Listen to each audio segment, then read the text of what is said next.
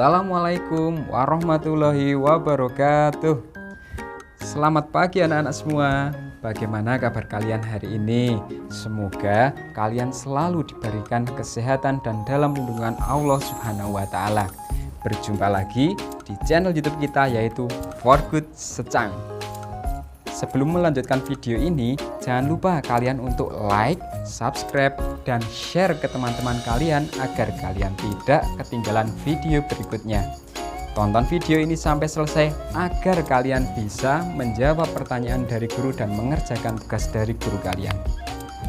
Nah, sebelum belajar, lebih utamanya kita berdoa terlebih dahulu agar pembelajaran yang kita lalui diberikan kelancaran dan keberkahan oleh Allah Subhanahu wa Ta'ala.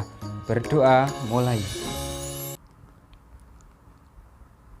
Berdoa selesai.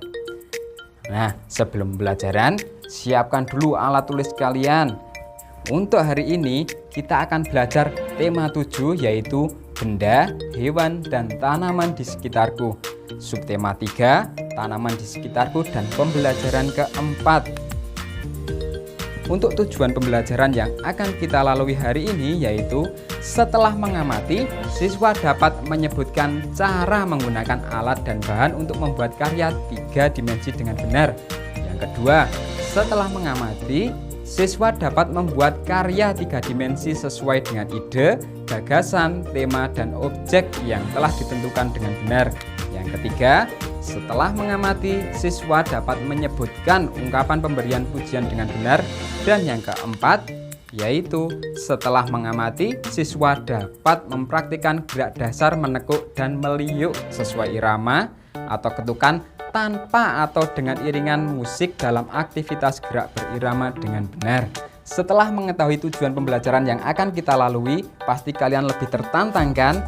Untuk itu, mari kita langsung saja mulai pembelajaran kita pada pagi hari ini. Pada pertemuan sebelumnya, kalian pernah mempelajari atau bahkan membuat karya 3 dimensi, yaitu berupa pohon dari kertas. Nah, sekarang pembelajaran hari ini coba kalian ajak ayah, ibu, atau teman kalian untuk membuat pohon kertas kembali.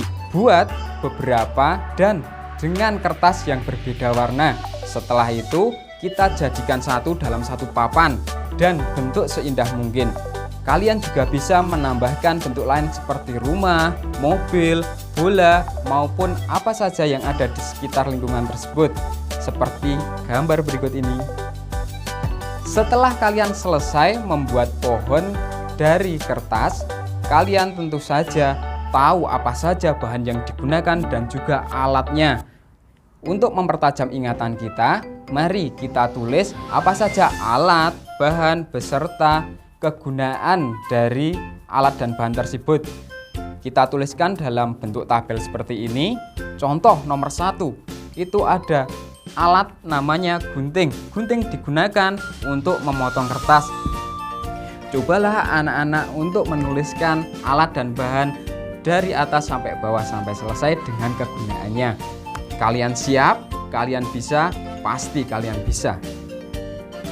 Selanjutnya, dari hasil pembuatan pohon kertas yang kalian buat bersama teman maupun ibu kalian dan ayah maupun adik, kakak, pasti hasilnya bagus-bagus. Karena bagus-bagus, cobalah kalian untuk membuat kalimat pujian kepada teman yang kalian ajak untuk membuat pohon kertas tersebut.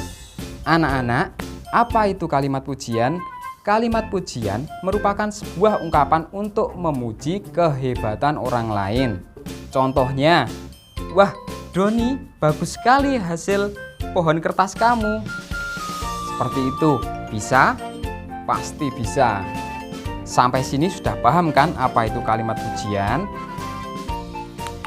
Jika sudah paham, mari kita membuat kalimat pujian untuk teman atau ayah, ibu, kakak, adik yang telah membantu kita untuk membuat pohon kertas. Setelah mengenal bentuk pohon melalui karya seni kalian berupa pohon kertas, mari kita mengenal pohon secara langsung dengan cara mengamati pohon kelapa maupun pohon bambu secara langsung yang ada di sekitar kalian. Setelah kalian mengamati, Coba kalian bandingkan dengan pernyataan pada gambar berikut ini. Gambar ini adalah gambar pohon kelapa. Pohon kelapa, pohonnya tinggi dan kuat. Pohon kelapa banyak ditemui di daerah pantai. Daunnya melambai-lambai jika tertiup angin.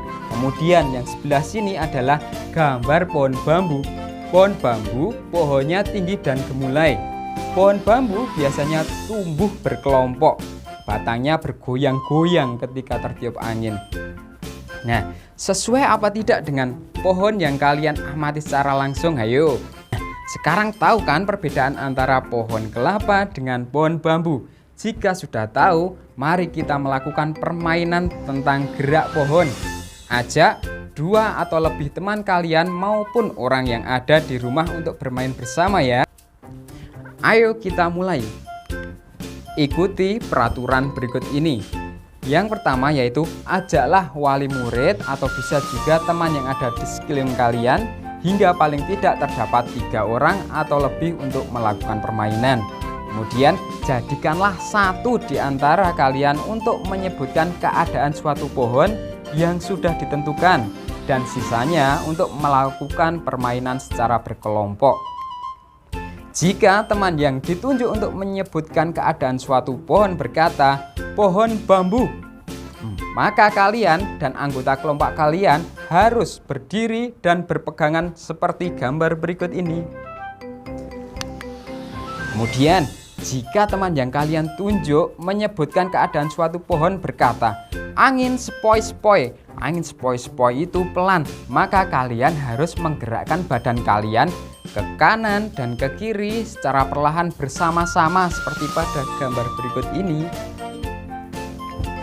Kemudian, jika teman yang kalian tunjuk menyebutkan keadaan suatu pohon berkata, angin badai, badai itu besar, maka kalian harus menggerakkan badan kalian ke kanan dan ke kiri secara cepat dan bersama-sama seperti gambar berikut ini.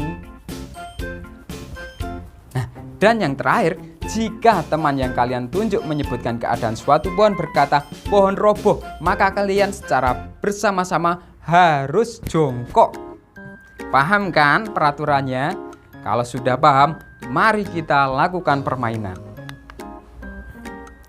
Untuk tugas hari ini, cobalah anak-anak membuat cerita sendiri dengan dibimbing oleh wali murid kalian seperti contoh berikut ini.